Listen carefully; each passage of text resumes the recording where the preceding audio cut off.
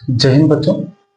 अब चलिए हम लोग देखते हैं क्लास 10 का साइंस का ही आगे के टॉपिक को हम लोग देखते हैं, क्योंकि इससे पहले जो हम आप लोगों को बताए थे उसमें बता दिए थे रासायनिक अभिक्रिया और रासायनिक अभिक्रिया की पहचान। उसके बाद बहुत सारे बेसिक कॉन्सेप्ट भी बताए थे। अगर आप उस वीडियो को नहीं देखें तो मेरे यूट्यूब चैनल पर जाकर उन सभी वीडियो को देखिए, क्योंकि हम आप लोग को बताए थे कि हम आप लोग को पूरे सिलेबस कंप्लीट कराएंगे, सभी सब्जेक्ट का, math, science, English, SST, Hindi, जितने भी सिलेबस का जितने भी बुक हैं वो सभी के सभी हम आप लोग को क्या करेंगे, कंप्लीट करवाएंगे।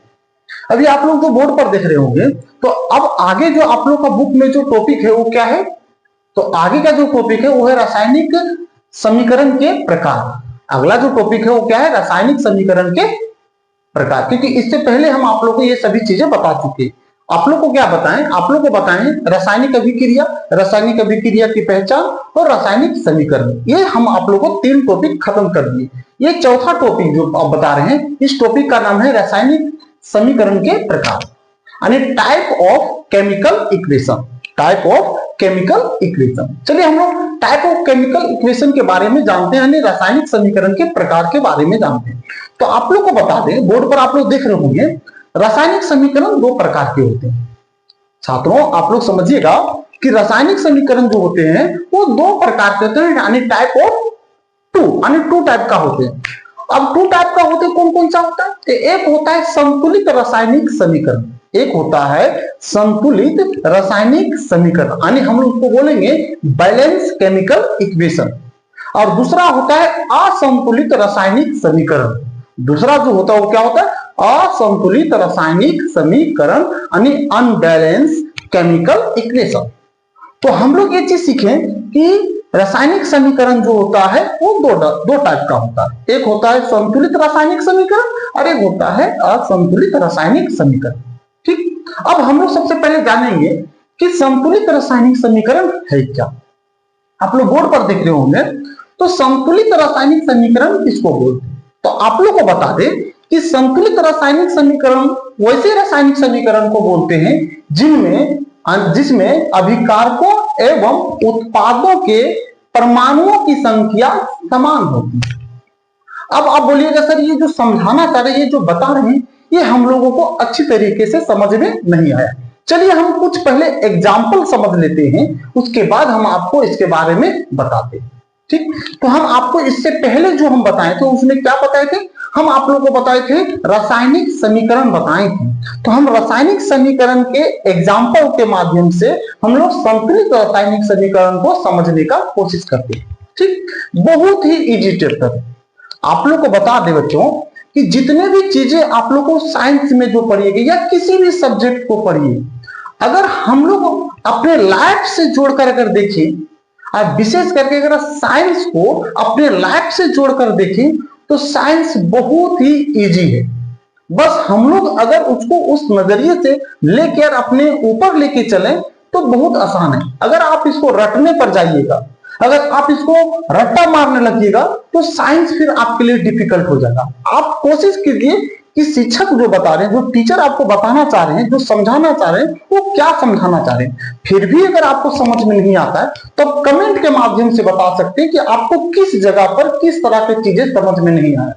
हम कोशिश करेंगे कि उस चीज को फिर पुनः आप लोगों को पूरा क्लियर कर दें। ठीक है, चलिए हम लोग कुछ एक एग्जाम्पल के माध्यम से सबसे पहले इसको समझने का कोशिश करते हैं कि रासायनिक जो संतुलित रासायनिक समीकरण है वो क्या है। क्योंकि ऐसे इसका डिफिनेशन अगर देखिएगा क्या लिखा हुआ कि वैसे रासायनिक समीकरण जिसमें अभिकारकों एवं उत्पादों के परमाणुओं की संख्या समान यानी बराबर होती है उसे संतुलित रासायनिक समीकरण कहते हैं। अब हम लोग सबसे पहले रासायनिक समीकरण जो पढ़े थे उसके आधार पर समझने का कोशिश करते हैं। देखिएगा आप लोग थोड़ा सा ध्यान दीजिएगा इधर, आप लोग क्या देखिएगा, सो हम आप लोग को रासायनिक समीकरण में एक एग्जाम्पल लिए थे। क्या लिए थे? आप लोग को अगर याद होगा तो ठीक है, नहीं भी याद होगा तो आप कोई भी एग्जाम्पल आप ले सकते हैं। हम एक समीकरण उसमें लिए थे कि जब कार्बन को, ध्यान दीजिएगा, जब कार्बन को ऑक्सीजन के साथ क्या करते हैं, अभिक्रिया कराते हैं, तो क्या बन जाता है, कार्बन डाइऑक्साइड बन जाता है, यानी CO2 बन जाता है। यही बता रहे। अब देखिए हम लोग को इस परिभाषा में क्या बता रहा है, यानी संतुलित रासायनिक समीकरण में हम लोग को समझाना क्या चाह रहा है कि जितना इधर है उतना उधर होना चाहिए। बात यही तो हम लोग को पूछ रहा है कि इधर जो अभिकारक के तरफ में जितना है उत्पाद के तरफ में भी उतना ही होना चाहिए। कहने के मतलब ऐसे हम लोग अपने आम यानी दैनिक जीवन में जोड़ के देखते हैं। कहने का मतलब ये है छात्र कि अगर हम लोग किसी के घर जाते हैं, यानी ऐसा समझ ले किसी के घर जाना है, अगला पार्टी हम लोग को ये बोला कि आप जितना आइएगा हम लोग भी आपके घर उतना ही व्यक्ति आएंगे। अगर हम उसके घर अगर हम लोग 10 व्यक्ति गए, कितना व्यक्ति गए? 10 व्यक्ति, जिसमें से 8 व्यक्ति जो थे वो हम लोग के यंग लड़के थे और 2 जो थे वो बच्चे थे। अब अगला जो व्यक्ति आएगा हम लोग के घर वो किस तरह से आएगा? वो भी वैसा ही किया। वैसा क्या किया कि वो भी 8 व्यक्ति यंग लड़के आए और 2 जो थे वो क्या है? बच्चे थे।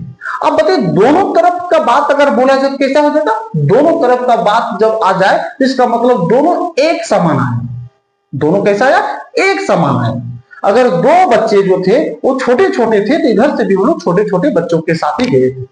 यानी ये एग्जाम्पल अगर ऐसा सोचा जाए कि हम लोग जो संतुलित रासायनिक समीकरण पढ़ते बस ऐसा ही एक उदाहरण है। कैसा उदाहरण है कि ए साइड का ए साइड का दोनों तरफ का जो चीजें है वो एक समान यानी बराबर होना चाहिए। बराबर का मतलब क्या उसको समझा देते हैं।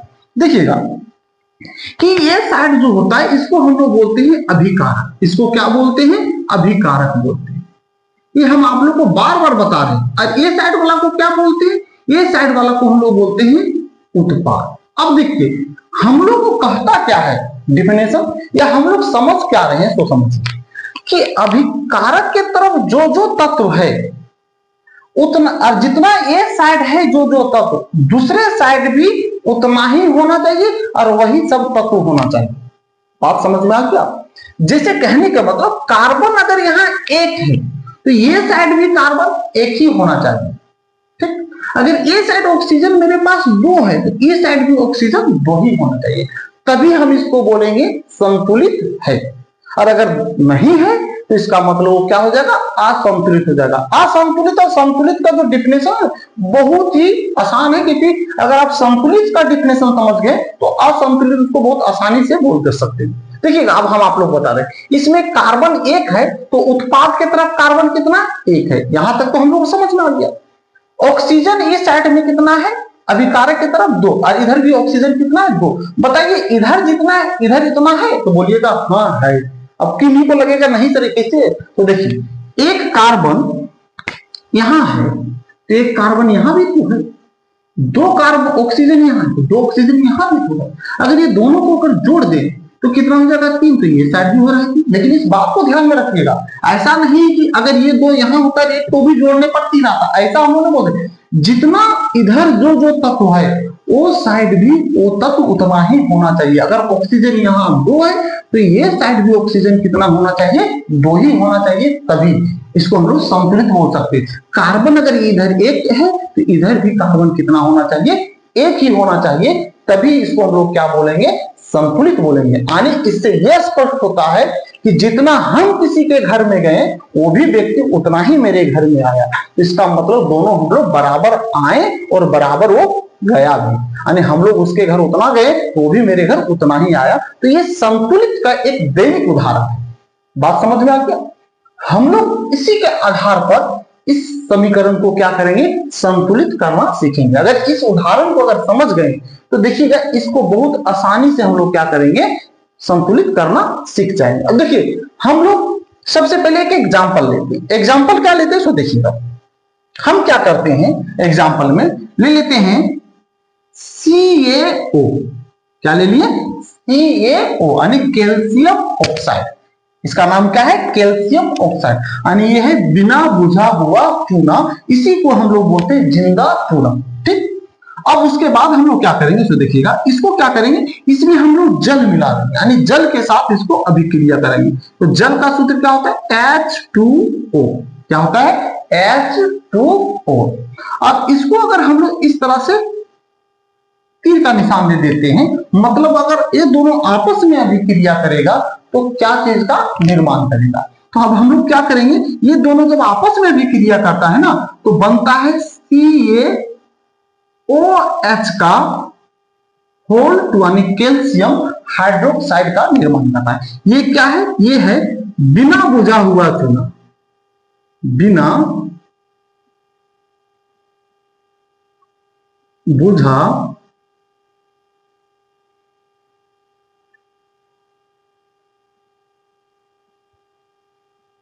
चूना। इसी को हम लोग क्या बोलते हैं? जिंदा चूना भी बोलते हैं। इसी को क्या बोलते हैं? जिंदा चूना बोलते हैं। ये क्या है? ये मेरा हो गया जल हो गया। ये क्या हो गया? जल हो गया। और ये क्या है? बुझा हुआ चूना है, बुझा हुआ चूना। ये कैसा चूना है? बुझा हुआ चूना। अब देखिए हम लोग क्या, इसको अगर हम लोग संतुलित करते हैं तो क्या ये संतुलित होगा? देख लेते हैं। सबसे पहले मिलाते हैं। ध्यान दीजिएगा, हम लोग आप लोग को क्या बताते हैं कि रासायनिक समीकरण दो पार्ट में बटा होता है। एक होता है LHS और एक होता है RHS। एरो के पीछे वाला LHS और एरो के सामने वाला को क्या बोलते हैं? RHS। LHS और RHS के तरफ क्या होता है? दोनों तरफ जो तत्व है वो क्या बराबर है? ये हम लोग को ध्यान, इसमें परमाणु संख्या को बराबर करना है। देखो यहाँ कैल्शियम 1 है, बात को समझिएगा। यहाँ कैल्शियम कितना है? 1। अब इस पूरे को मिला लेना है। ऐसा नहीं कि यहाँ कैल्शियम और यहाँ भी कैल्शियम रहेगा तो नहीं, पूरे को देखना है। तो इस पार्ट में जितने भी भाग का तो भाग ले रहा है सभी को हम लोग को देखना है। तो यहाँ कैल्शियम 1 है तो यहाँ भी कैल्शियम मेरा कितना? 1 है। तो ये काम तो हो गया। कहा देखिएगा, एक ऑक्सीजन यहाँ है, एक ऑक्सीजन यहाँ है, तो एक और एक कितना हो गया? 2 हो गया। यहां देखते ऑक्सीजन कितना। तो देखिएगा, आप लोग को थोड़ा सा समझा दें कि जो समीकरण जब पढ़ते हैं हम लोग, यानी खास करके साइंस जब पढ़ते हैं, तो साइंस में अगर किसी चीज के नीचे इस तरह से लगा दिया गया है तो इसको बोलते हैं होल टू। ये 2 है तो ये 2 जो है ना, ये इसके साथ भी गुना होगा, इसके साथ भी गुना होगा। अगर इसको लिखने के बाद तो इसका मतलब ऑक्सीजन कितना हो गया? ऑक्सीजन मेरा 2 हो गया है और हाइड्रोजन भी मेरा कितना हो गया? 2 हो गया। यानी हम लोग 2-2 इसमें है। कितना कितना है? 2-2 रहेगा। तो इसका मतलब कि ऑक्सीजन यहाँ 1 और 1 ऑक्सीजन यहाँ कितना हो गया? 2। तो यहाँ भी ऑक्सीजन कितना है? 2, क्योंकि 2 इसके साथ गुना होगा ऑक्सीजन का, तो 2 तो है। चलिए, हाइड्रोजन यहाँ 2 है, हाइड्रोजन भी यहाँ 2 है। इसका मतलब ये एग्जाम्पल जो लिए ये कैसा है? संतुलित रासायनिक समीकरण का एग्जाम्पल है, उदाहरण है। बात समझ में आ क्या? चलिए एक और एग्जाम्पल लेते हैं। जिसे एक हम लोग ले लेते हैं, क्या लेते हैं? अगर हम लोग ले लेते हैं सोडियम को, Na, इसको हम लोग किसके साथ अभिक्रिया करा देते हैं? हम लोग करा देते हैं ऑक्सीजन के साथ। किसके साथ? ऑक्सीजन। तो क्योंकि ऑक्सीजन मेरा गैसीय अवस्था में गैस है, इसलिए इसके नीचे हम लोग क्या करेंगे? 2 लगा देंगे। बात यहां तक आप लोग को समझ में आ गया। अब हम लोग क्या करेंगे? एक तीर का निशान दे दिए। आने इसका मतलब रासायनिक अभी ये 2 चीजों को मिलाकर एक नया चीज का निर्माण करना है। तो जब नया चीज का निर्माण करेंगे तो उसका नाम क्या हो जाएगा? Na2O। Na2O यानी सोडियम ऑक्साइड। क्या हो गया? Sodium oxide. अब देखो इसको हम लोग देखते हैं कि ये क्या संतुलित है, ये दोनों तरफ बराबर है। यही चीज तो अभी आप लोग को सिखा रहे हैं। देखिएगा आप लोग, देखिए इधर सोडियम 1 है, इधर कितना है? 1। यहां पूछ लेते 1 ही तो है। इस साइड देखिएगा कितना है? 2। अब देखिए इस साइड है 2 और इस साइड मेरा कितना है? 1। अब इसको भी 2 करना पड़ेगा, इसको भी कितना करना पड़ेगा? 2, तभी संतुलित होगा। तो अगर ये मेरे पास 2 है और यहां अगर बता दे रहा है कितना? 1, तो सबसे पहले ये एक लफड़ा है। दूसरा लफड़ा देख लेते हैं, दूसरा समस्या देखते हैं। यहां ऑक्सीजन 2 है और यहां ऑक्सीजन कितना बता रहा है? 1 बता रहा है। अब चाहे हम लोग किसी के आधार पर लेके चले, सबसे पहले इसको संतुलित करना। अब देखो संतुलित करने का तरीका सिखा देते हैं। अगर इस साइड से, क्योंकि हम लोग अभिकारक की तरफ से संतुलित कर रहे हैं, तो अभिकारक की तरफ से संतुलित कर रहे हैं, इस साइड से संतुलित कर रहे हैं, तो इसमें देखेंगे सबसे अधिक परमाणु किसमें है? सबसे अधिक परमाणु जो है किसमें है? सोडियम में है कि ऑक्सीजन में? उसी के आधार पर हम लोग क्या करेंगे? सिद्ध करना शुरू करें। तो सबसे बड़ा अंक इसमें जो है कितना है? 2। यहां तो कुछ नहीं, 1 नहीं है, यहां कितना है? 2। तो इसके आधार पर हम लोग क्या करेंगे? इसको संतुलित करेंगे। तो यहां 2 है तो उस साइड में देखेंगे 2 है, तो इस साइड में 2 मेरे पास नहीं है। तो अगर इस साइड में 2 नहीं है तो इसको 2 करने के लिए हम लोग क्या करना पड़ेगा? यहां 2 से नहीं गुना करना। इस बात को आपको बोलेगा यहां 2 है तो इस साइड में इसको भी 2 करना, आपको बोलेगा सर इसमें 2 से गुना कर देते। तो गुना करेंगे तो नीचे गुना नहीं कर सकते, गुना करने का तरीका क्या है साइंस में, कभी भी सूत्र के साथ जब हम लोग रासायनिक सूत्र लिखते हैं, गुना करने का तरीका क्या कि वो जब भी गुना होगा तो हमेशा सामने लिखाएगा, या तो उसके सामने काहे ने कितना बड़ा तत्व लिखा रहे, कितना लंबा रहे, जब भी लिखाएगा वो कहां लिखाएगा, सामने। अब ये सामने जब लिखाएगा तो इस बात को ध्यान में रखिएगा कि ये दोनों गुना हो जाएगा। तो जब दोनों गुना हो जाएगा इसका मतलब सोडियम जो हो जाएगा है ना, वो कितना हो जाएगा, 4 हो जाएगा। और ये ऑक्सीजन जो हो जाएगा वो कितना हो जाएगा, ऑक्सीजन भी मेरा कितना हो जाएगा, 2 हो जाएगा। ऑक्सीजन कितना हो जाएगा, 2 हो जाएगा।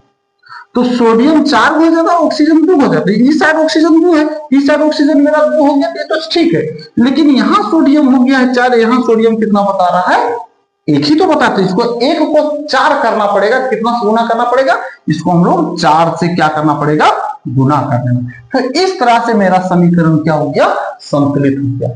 ये चीजें भी हम आपको छोटे छोटे पार्ट में बता रहे हैं। हम आपको रासायनिक समीकरण को संतुलित करने का एक बेहतरीन और बहुत ही अच्छा ट्रिक के माध्यम से बताएंगे, जो किसी भी तरह का रासायनिक समीकरण रहे आप बहुत इजीली और बहुत आसानी से क्या कर सकते हैं, उसको संतुलित कर लीजिएगा। ठीक है, अगले सबसे पहले हम लोग क्या करते हैं छात्रों कि हम लोग संतुलित रासायनिक समीकरण के बारे में तो हम लोग समझ चुके हैं।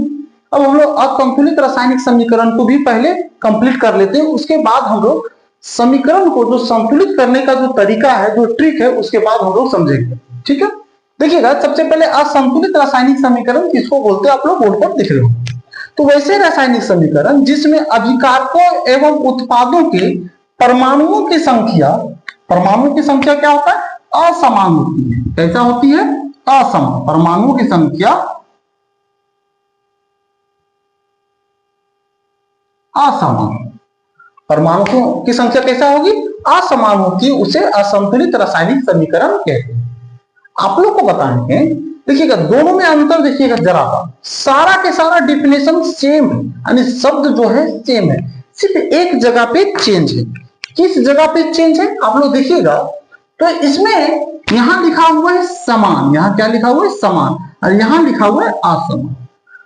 तो डिफिनेशन को अगर आप समझना चाहिएगा तो बस इतना ही समझिए कि अभिकारकों और उत्पादों के जो परमाणुओं की संख्या होती है, अगर वो बराबर है, समान है, तो उसको बोलेंगे संतुलित रासायनिक समीकरण।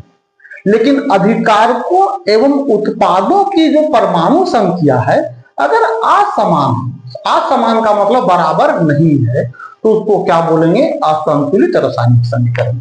अब हम लोग किसको, अभिकारकों उत्पादों मतलब एरो के एक तरफ, तीर के निशान के पीछे वाला यानी अभिकारक, और तीर के निशान के सामने यानी उत्पाद, अगर ये दोनों बराबर है तो बोलेंगे संतुलित रासायनिक समीकरण। उसमें जो भी परमाणु है अगर बराबर है दोनों तरफ का तो उसको बोलेंगे संतुलित रासायनिक समीकरण।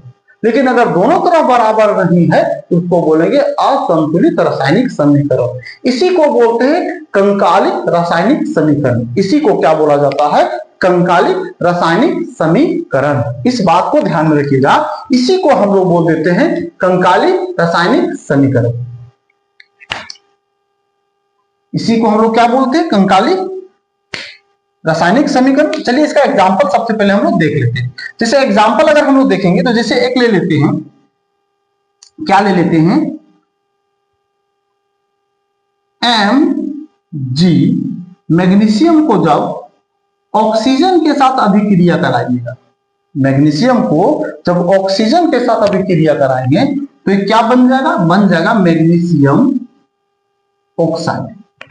अब देखिएगा ये क्या संतुलित है, तो हम लोग, क्योंकि हम लोग को सिर्फ ये जानना है कि दोनों तरफ का जो तत्व परमाणु संख्या रहेगा बराबर नहीं होना चाहिए, ये इस तरफ का और इस तरफ का बराबर। जैसे यहाँ मैग्नीशियम एक, तो मैग्नीशियम यहाँ एक है, लेकिन यहाँ ऑक्सीजन दो, इस साइड में ऑक्सीजन दो है नहीं, तो अगर ये दो नहीं है तो इसका मतलब किसका उदाहरण है, किसका समीकरण है, असंतुलित रासायनिक समीकरण का ये समीकरण है। इसी तरह से और भी ले सकते हैं। जैसे हम लोग क्या लेंगे, जैसे हम ले लेंगे कि अगर सोडियम को, अभी हम इस ऊपर वाला में लिखे थे, अगर सोडियम को ऑक्सीजन के साथ अभिक्रिया कराएंगे तो क्या होगा, तो बनेगा सोडियम ऑक्साइड Na2O।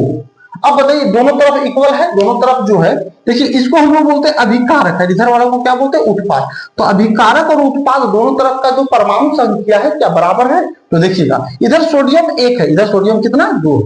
तो जब देखिएगा तो एक ही से तो पता चल जाता है, यहाँ 1 है यहाँ 2 है, तो ये अभिकारक के तरफ में ये इतना है उतना ये भी होना चाहिए, तो है नहीं है। जब नहीं है इसका मतलब ये किसका समीकरण है? ये है असंतुलित रासायनिक समीकरण का, यानी अनबैलेंस केमिकल इक्वेशन का एक एग्जांपल। बात समझ में आ गया? तो इस तरह से रासायनिक संतुलित रासायनिक समीकरण और असंतुलित रासायनिक समीकरण को हम लोग समझ सकते हैं। बस छोटे छोटे चीजों को याद रखिए कि संतुलित रासायनिक समीकरण में अभिकारक और उत्पाद का जो परमाणु संख्या होता है वो बराबर होता है, जबकि असंतुलित रासायनिक समीकरण में अभिकारकों और उत्पादों का जो परमाणु संख्या होता है वो असमान होता है, यानी उसमें समान होता है इसमें असमान होता है। बस इतने ही याद रखना आपको, उसमें समान, किसमें? संतुलित में समान, असंतुलित में असमान। देखिएगा दोनों को डिफिनेशन थोड़ा सोचिएगा, इसमें है स, तो सा मतलब संतुलित, यानी सा का मतलब समान, ऐसा समझिएगा कि संतुलित में है तो सा पहला उच्चारण क्या है? सार है, तो सा का मतलब समान, ठीक। और असंतुलित में क्या आता है? आ और सा आ जा रहा है, समझिएगा आ और सा आ जा रहा है, आ और सा रहा है इसलिए असमान, क्या हो जाएगा? असमान। तो कहने का मतलब सा रहेगा, यानी संतुलित वाला है। इससे आपको याद करने का तरीका बता रहे, अगर आप भूल जाते कभी डिफिनेशन अगर भूल जाते नहीं लिख पाते तो ऐसे रखिए, इसमें सा है इसका मतलब ये समान होगा, अब समान होगा मतलब बराबर होगा, अब बराबर क्या होगा? अभिकारक और उत्पाद, ठीक, उसका परमाणु संख्या क्या होगा? बराबर होगा। और अगर आ सा रहेगा तो माने आ और सा के साथ वाला जो है समीकरण वो क्या होगा? तो होगा असमान होगा। और अगर वो असमान होगा तो इसका मतलब उसमें कौन कौन असमान रहेगा? उसमें अभिकारक और उत्पाद दोनों में से कोई ना कोई एक असमान रहेगा। उधर जो रहेगा इधर थोड़ा चेंज रहेगा, इधर वाला अगर ज्यादा तो उधर वाला कम रहेगा परमाणु संख्या, तो इस तरह से रहेगा। तो इस तरह के डिफिनेशन हम लोग बहुत अच्छी तरीके से बात कर लें। तो आप लोग को समझ में आ गया? आपको थोड़ा सा ठीक याद रखना है, क्या रखना है कि सा रहेगा तो समान रहेगा, और समान वाला जो होता है वो होता है संतुलित रासायनिक समीकरण।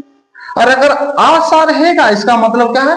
असमान रहेगा, और असमान वाला जो रहेगा वो रहेगा असंतुलित रासायनिक समीकरण का डिफिनेशन हो जाएगा, है ना। एग्जाम्पल भी आपको समझ में आ गया होगा, क्योंकि इधर का और उधर का अगर अभिकारक उत्पाद को मिलाइएगा तो बराबर नहीं है, तो इसका समीकरण हो गया, इसी तरह से इसका ये समीकरण हो गया।